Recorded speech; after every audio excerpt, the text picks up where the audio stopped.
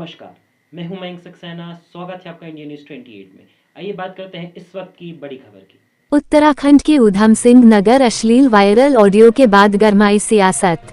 भले ही उत्तराखंड की मित्र कहे जाने वाली मित्र पुलिस फरियादियों की फरियाद सुनने और उनकी मदद करने की कस्में क्यों ना खाती हो, लेकिन जनपद ऊधम सिंह नगर में औद्योगिक नगरी पंतनगर की मित्र पुलिस के एक थाना अध्यक्ष की अश्लील वायरल ऑडियो ने पुलिस की छवि को धूमिल करते हुए पुलिस पर सवालिया निशान खड़े कर दिए हैं। ऑडियो वायरल होने के बाद राजनीतिक गलियारों में राजनीतिक हलचल शुरू हो गई है, जहां किच्छा विधायक तिलक राज बेहड़ ने पुलिस को कटघरे में खड़ा किया है, तो वहीं किच्छा के पूर्व विधायक राजेश शुक्ला ने पुलिस की पैरवी करते हुए पीड़ित महिला को षड्यंत्रकारी बताया है। हालांकि ऑडियो वायरल होने के बाद पुलिस कड़ी जांच में जुट गई है और दोषी थाना इंचार्ज पर कार्यवाही करने की बात कह रही है, और साथ में एसएसपी ने वायरल ऑडियो को 1 वर्ष पुराना बताया और एसओ को सस्पेंड कर दिया है। आपको बता दें कि ऊधम सिंह नगर पंतनगर थाने के थानाध्यक्ष का एक बार फिर पुलिस विभाग को शर्मसार करने वाला एक ऑडियो वायरल हो रहा है, जिसमें थाना प्रभारी एक युवती से अश्लील बातचीत करते नजर आ रहे हैं। गौरतलब हो कि पिछले लगभग 1 वर्ष पूर्व पंतनगर थाना क्षेत्र में 2 परिवारों के बीच विवाद हो गया था, जिसमें एक परिवार की शिकायत पर पुलिस ने दूसरे परिवार के पिता और पुत्री को जेल भेज दिया। इस दौरान जेल गए परिवार की दूसरी पुत्री ने भी पुलिस को तहरीर देकर कार्यवाही की मांग की, लेकिन पुलिस ने उसकी शिकायत पर कोई कार्यवाही नहीं की। इस बीच जेल गए पिता और पुत्री जमानत पर जेल से बाहर आ गए। दूसरी तरफ कई बार मुकदमा कायम कराने के लिए पंतनगर थाने पर जाने के कारण थाना प्रभारी युवती से अश्लील बातचीत शुरू कर दी। युवती ने थाना प्रभारी की बातचीत रिकॉर्ड कर ली। इस पूरे मामले में एक नया मोड़ सामने आया, जहां एक और पहले ही पुलिस कटघरे में खड़ी थी, तो वहीं दूसरी ओर आए इस नए मोड़ ने फिर पुलिस विभाग पर सवाल खड़े कर दिए हैं। मामले को लेकर एसएसपी ऑफिस, जो कि मीडिया को पुलिस द्वारा पत्रकार वार्ता करने की सूचना का एक ग्रुप बनाया गया है, उसमें किच्छा बीजेपी के पूर्व विधायक राजेश शुक्ला की पत्रकार वार्ता की सूचना दी गई, जो कि एक बेहद सोचनीय विषय है, क्योंकि जो ग्रुप बनाया गया है वह सिर्फ पत्रकारों को पुलिस के द्वारा होने वाले खुलासों की सूचना देने के लिए बनाया गया है। लेकिन इसमें कुछ गजब ही हो गया, जहां किच्छा के पूर्व विधायक राजेश शुक्ला ने इस पीसी में आकर पुलिस की पैरवी करते हुए पीड़ित महिला को षड्यंत्रकारी होने का बड़ा बयान दे डाला है। बयान देने के बाद किच्छा के विधायक तिलक राज बेहड़ ने निंदा करते हुए इसकी शिकायत डीजीपी को कर दी है और पत्रकारों को भी इसकी जानकारी दी। कैमरामैन हंसी सागर के साथ स्टेट हेड मिंटू अजय सागर की रिपोर्ट। देखिए, अधूरा ऑडियो है या पूरा है तो जांच होनी चाहिए। कोई दिक्कत तो है नहीं जांच की, क्योंकि जो उस पीड़िता ने जिसके साथ ये सब कुछ बोला गया है, आपत्तिजनक शब्दों का प्रयोग किया गया, अश्लील बातें की गई, जो उसने हमको उपलब्ध कराया वो हमने आप लोगों को भी दे दिया, वही हमने डीजीपी को दिया। हमारा उसमें कोई किसी तरह का भी दूर दूर तक कोई छेड़खानी का कोई इरादा नहीं। हमने जो हमको उन्होंने दिया, हमारे बेटे के फ़ोन पर दिया, वो हमने डीजीपी को सौंप दिया। बात यह है कि क्यों नहीं अभी तक सस्पेंड किया गया, क्यों नहीं उसके खिलाफ एफआईआर दर्ज हुई। देश के अंदर 10-10 साल पुराने मामले अगर किसी महिला ने, पीड़ित व्यक्ति ने उठाए हैं महिला ने, तो उसके खिलाफ भी तब भी कार्रवाई हुई है, एफआईआर दर्ज हुई है। एक नहीं, 10 मामले हैं। ये तो 1 ही साल पुराना है। मैंने कहा ना, 5-5 साल, 10-10 साल पुराने मामलों में भी कार्रवाई हुई है। आप देख लीजिए, जो उसके हैं, जो कुश्ती महासंघ के कितने पुराने मामले उन्होंने उठाए, कार्रवाई हुई ना, जमानत हुई ना, जेल गए ना। जब बड़े बड़े लीडर्स जा सकते हैं, एमपी एमएलए जा सकते हैं, बड़े बड़े लोगों के खिलाफ कार्रवाई हो सकती है, तो एक एसएचओ को बचाने का क्यों खेल रचा जा रहा है। जबकि तत्काल लिखा गया उसमें, मेरे लेटर पे, कंप्लेंट पे लिखा गया कि तत्काल जांच, एफआईआर दर्ज, सस्पेंशन। उस आदेश को क्यों रोका जा रहा है? कौन है उसको पीछे इसको रोकने वाला? मेरा कहना है कि जब 8-10 साल पुराने, पीड़िता जब चाहेगी तब सार्वजनिक कर सकती है। उसने अपनी बात को सार्वजनिक किया है, उसके साथ बुरा भला हुआ है। एक तो उसका मुकदमा नहीं कायम किया गया, उसके घर में जब दोबारा मारपीट हुई उसको ऊपर ताड़ित थी, और जिस तरह से एसओ ने किया उसके साथ व्यवहार, अगर एसओ राजनीति करना चाहते हैं तो हम उस पर भी तैयार हैं। पुलिस राजनीति करना चाहती है, अगर एक आध दिन के आज अगर उसके खिलाफ कार्रवाई नहीं हुई तो मुझे बहुत बड़ा राजनीतिक कदम उठाना पड़ेगा। फिर इसको मैं प्रदेश व्यापी मामला को बनाऊंगा, जिला स्तर हम इसको फिर आंदोलन पे हम कूदेंगे। फिर मैं बाध्य हो जाऊंगा अनिश्चितकालीन धरने पे बैठने को एसएसपी कार्यालय के बाहर। फिर खाली एसओ टारगेट नहीं होगा, फिर बहुत सारे मुद्दे। देखिए, बहुत ही गंभीर घटना मेरे जो विधानसभा क्षेत्र जहाँ से मैं चुनाव लड़ा हूँ, 2 बार एमएलए भी रहा हूँ, उसके पंतनगर में घटी है, जिसमें एक महिला के साथ वहाँ के एसओ की वार्ता पब्लिक डोमेन में आई है। वो बहुत शर्मनाक है, बहुत निंदनीय है, और इस तरह की घटनाओं से न केवल पुलिस विभाग की छवि पर असर पड़ता है, बल्कि कहीं ना कहीं सरकार की छवि पर असर पड़ता है।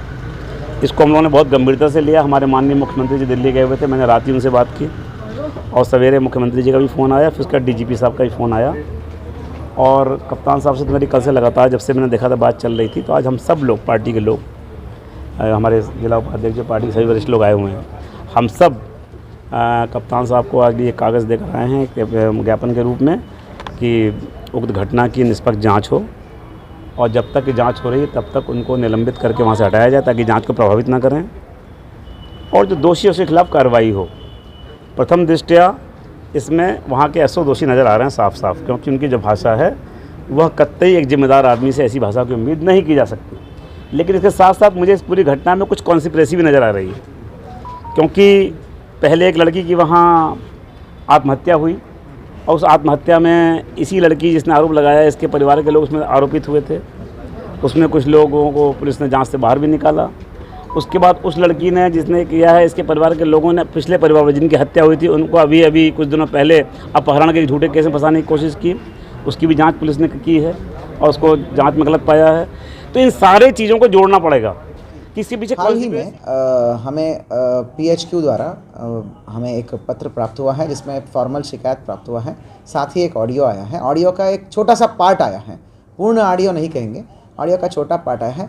परंतु उस ऑडियो में प्रथम दृष्टया यह दिख रहा है कि हमारा थानाध्यक्ष पंतनगर का एक ऑडियो क्लिपिंग है, उसमें एक अभियुक्त महिला जिसके ऊपर 306 का मुकदमा दर्ज है, उस महिला और थानाध्यक्ष के बीच में कॉन्वर्जेसन आ रहा है। उस कॉन्वर्जेसन में he is asking for some different अश्लील बातें हो रहा है कि, और ही इज़ आस्किंग सम अश्लील बातें जिसमें किस का बात हो रहा है।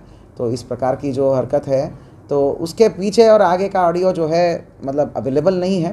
तो परंतु ये घटना बहुत ही सीरियस है, भले ही वो अभियुक्त क्यों ना हो, अभियुक्त है, नामजद अभियुक्त है। 306 में उनके परिवार वाले सारे जेल चले जा चुके थे उस समय, और घटना 1 साल पुरानी के है। ये ऑडियो भी 1 साल पुराना ऑडियो है और अब वायरल हुआ है या अब सामने लाया गया है।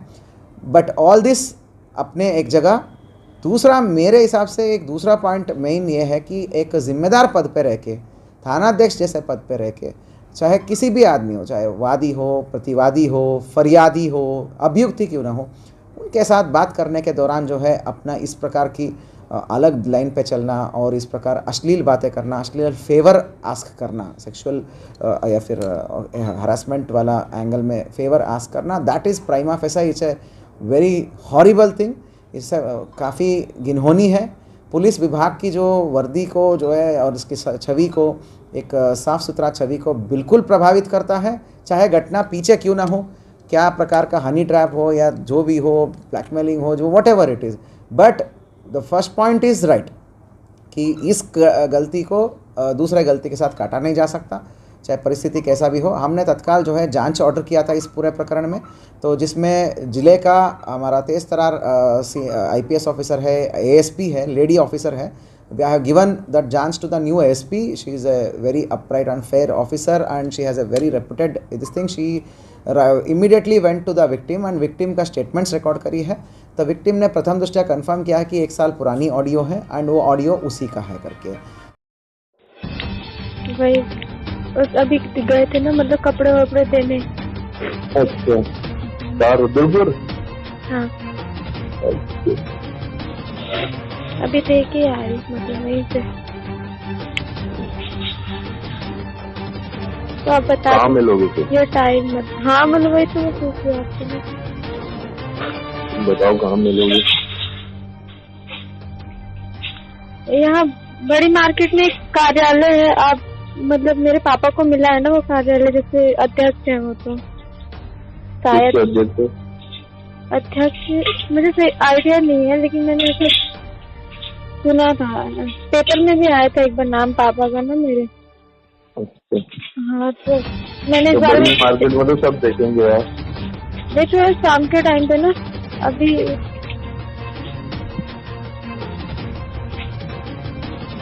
तो आप बता दीजिए कि मतलब कहाँ मिल सकते, या फिर ये नगला बाईपास जो है।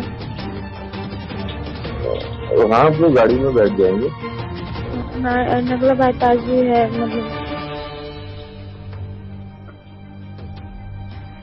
गाड़ी में बैठ जाएंगे।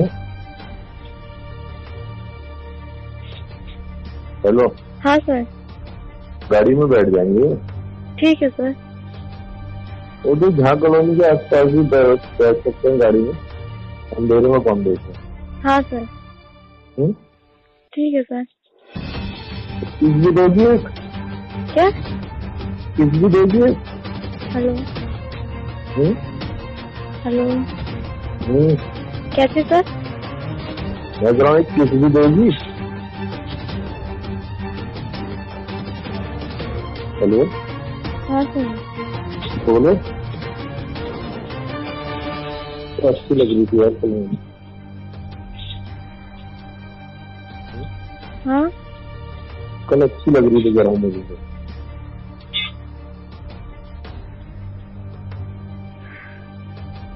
हेलो। हाँ सर। बोल क्यों नहीं रही? आपकी बातें सुन रही।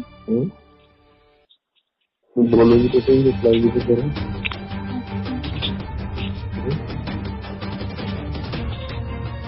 सर। हेलो। हाँ सर। बताओ ना। सर ये सब नहीं होगा मुझसे।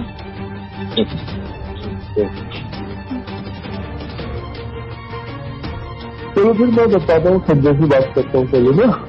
जी सर। अभी संजय को फोन करता हूँ। जी सर। कितने बजे तक सर? अभी करता हूँ 15-20 मिनट। अभी कोर्ट गया ना। हाँ सर। हाँ सर। हाँ सर। इस देने में क्या है बताओ? सर तो आ गए होंगे ना? है? सर तो आ गए होंगे शायद। हाँ जी, मैंने गया ना थाने के। अच्छा। ठीक है। बताओ तो। कैसे सर? इस देने में क्या हो रहा है? हेलो। कैसे? इस देने में क्या हो रहा है? अरे सर मैं वैसे नहीं हूँ। अरे तो मैं बस कर रहा हूँ ऐसी जगह पे।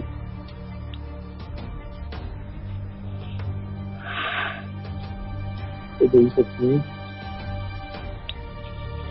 दे सकती हूँ, दे सकते हो कि नहीं सर, मुझसे नहीं होगा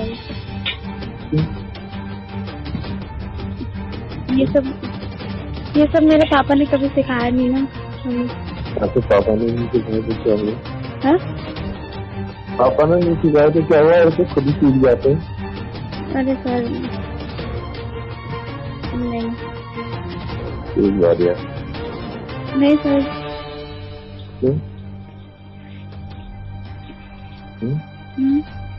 एक बात तो नहीं।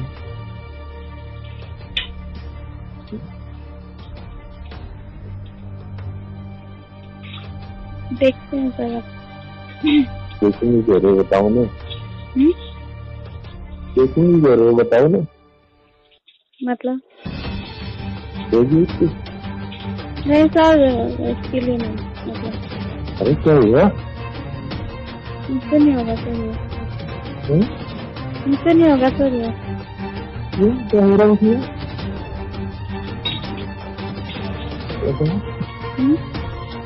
क्या हो रहा है उसमें? कुछ नहीं होगा सर, लेकिन मुझे इन सब चीजों का आइडिया नहीं, और ना ही मैं इन सब चीजों में इतना वो रखती हूँ। तो मैं ले लूंगा तो मैं ले लूंगा तो क्यों? ऐसे कैसे मतलब? ऐसे कैसे आप बिना किसके? हेलो। बिना परमिशन के? हाँ? बिना परमिशन के? हाँ सर, मतलब आप कभी तो तुमसे परमिशन मांग रहा हूँ। तो मैंने बोल तो दिया सर। नहीं सर। कर दीजिए ना।